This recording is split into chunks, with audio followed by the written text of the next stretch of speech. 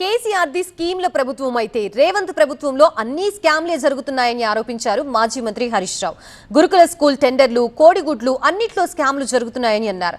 గురుకుల స్కూల్ టెండర్లపై హరీష్ రావు చేస్తున్న ఆరోపణలు అవాస్తవమన్నారు మంత్రి అడ్లూరి లక్ష్మణ్. హరీష్ రావు తేదీ సమయం చెబితే ఆధారాలతో వస్తానని, టెండర్లపై బహిరంగ చర్చకు సిద్ధమని సవాల్ చేశారు అడ్లూరి లక్ష్మణ్.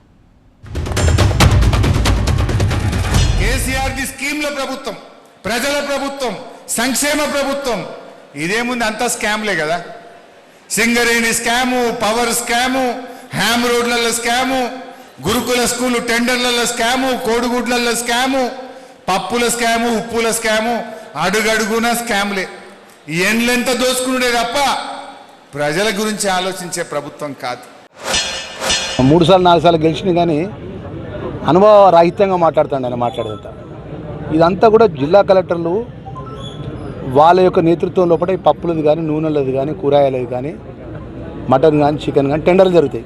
ప్రభుత్వంలో ఉన్నటువంటి పెద్దలు కానీ ఎవరు ఇన్వాల్వ్మెంట్ గారు. ఆ జిల్లా కలెక్టరు ఒక కమిటీ ఏర్పాటు చేసుకుని కమిటీ ద్వారా టెండర్ ప్రాసెస్ చేస్తారు. 2000 కోట్లు హరీష్ రావు మాట్లాడితే నేను ఒకటే మాట చెప్పిన, ఇప్పటికైనా దానికి కట్టుబడి ఉంటే నేను నా అధికారులను తీసుకొని కాగితాలను తీసుకొని వస్తా. హరీష్ రావు ఎప్పుడు వస్తారో టైం డేట్ చెప్పానండి. ఈ పరికరాన్ని ముచ్చట ఎందుకు